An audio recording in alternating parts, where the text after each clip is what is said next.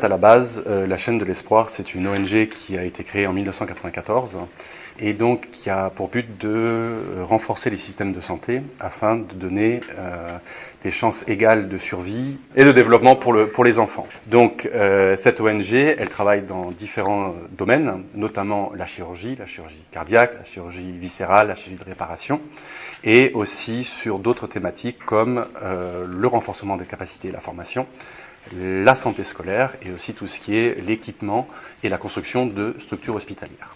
Donc son but, c'est vraiment de donner un maximum de chances aux enfants et une très bonne santé pour les enfants. Et donc, en fait, on s'est associé avec le HME parce qu'on est parti du constat que, d'après les études de l'OMS, on a 110 cas environ sur 100 000 personnes qui sont atteintes des problèmes de sténose acoustique. Mais c'est un chiffre qui est vraiment sous-évalué parce qu'en fait, on a beaucoup de cas qui passent en dessous du radar.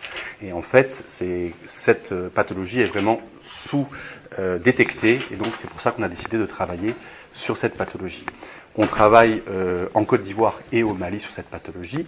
On travaille dans deux grands volets différents, à la fois la prévention, avec laquelle tout à l'heure vous allez pouvoir échanger avec mes collègues de la Croix-Rouge de Côte d'Ivoire, qui s'occupent du volet prévention en Côte d'Ivoire. Et on s'occupe bien sûr du volet médical, donc qui est plus l'objet de la collaboration avec le HME. Et donc, dans le cadre de cette collaboration avec le HME, en fait, le but, c'est d'apporter et de travailler sur l'autonomie des structures hospitalières. Donc le but, c'est qu'elles puissent être autonomes. Et donc dans ce but-là, on fait des missions de prise en charge médicale où il y a une collaboration entre les équipes bénévoles de la chaîne de l'espoir et les équipes du HME. Et donc, lors de ces missions médico-chirurgicales, il y a à la fois de la formation, du compagnonnage, avec les équipes qui viennent de France, mais aussi les équipes de la sous-région.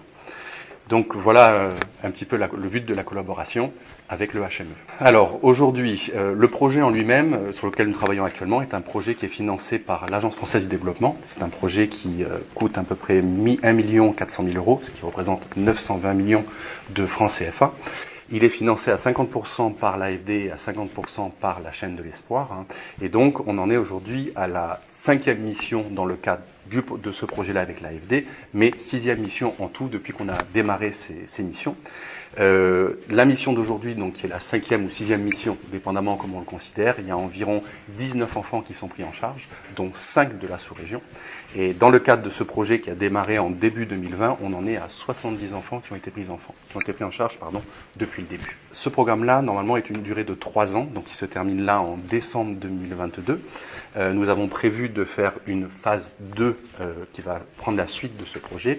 Dans le cadre de ce projet-là, nous visons 120 enfants qui sont pris en charge de manière médicale, mais attention, ces 120 enfants répartis entre la Côte d'Ivoire et le Mali, donc théoriquement 60-60, et déjà à cette mission, on a dépassé l'objectif parce qu'on est déjà à 70.